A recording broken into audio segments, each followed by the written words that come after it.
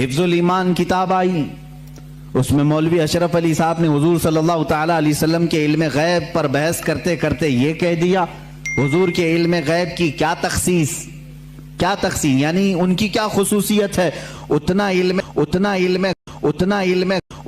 غیب تو زید کو، پاگلوں کو، بچوں کو، بلکہ جانوروں کو بھی۔ السلام علیکم ورحمۃ اللہ وبرکاتہ۔ میرے سنی بھائیوں، آپ نے ابھی بریلوی مفتی اظہری صاحب کا ویڈیو سنا، جس میں انہوں نے کہا کہ حفظ الایمان کتاب آئی۔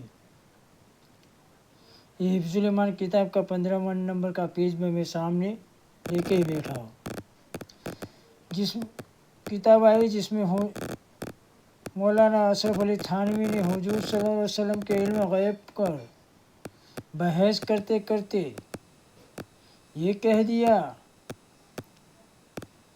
کہ حضور صلی اللہ علیہ وسلم کی کیا تخصیص، یعنی ان کا کیا خصوصیات۔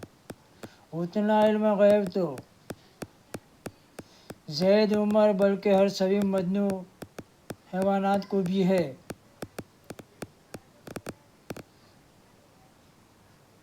اب مولانا مفتی صاحب نے اتنا علم یہ الفاظ استعمال کیا، اتنا علم، اور یہاں پر اتنا الفاظ ہے نہیں، ایسا علم غیب ہے۔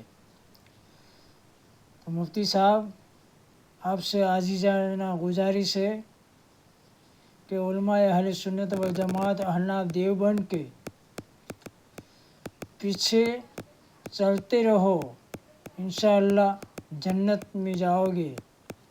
لیکن علماء اہل سنت والجماعت احناف دیوبند کے پیچھے چلتے چلتے ان کے عقائد کو غلط ثابت کرنے کی کوشش کرو گے تو یہی حال ہوگا، تمہیں جھوٹ بولنا پڑے گا، تمہیں عبارت میں خیانت کرنی پڑے گی، اور انشاءاللہ جہنم کے حوالے جانا پڑے گا۔ ہمارا عقائد کیا ہے،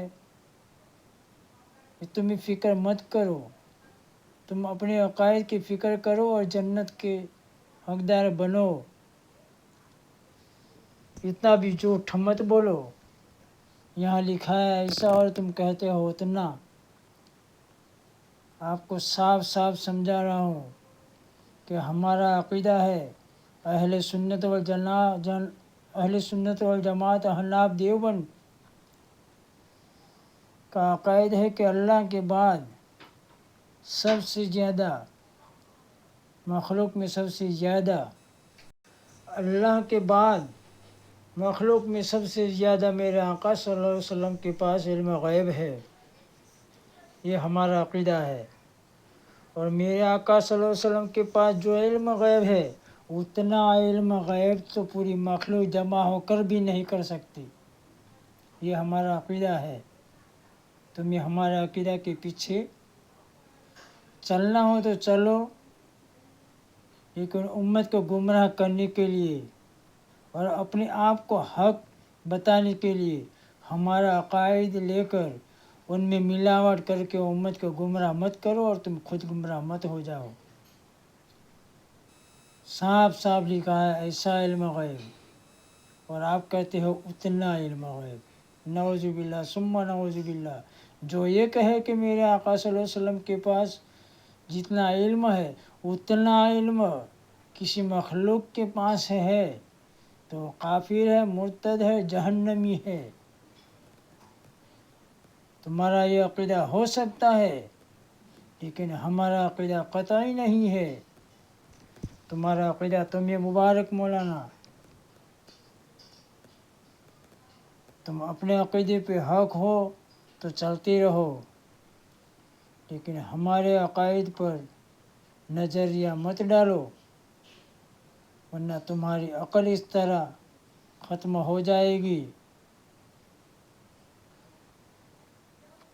اللہ ہمیں شیطان کے سر سے، شیطان کے دھوکے سے، شیطان کے فریب سے ہماری اور پوری امت مسلمہ کی حفاظت کرے۔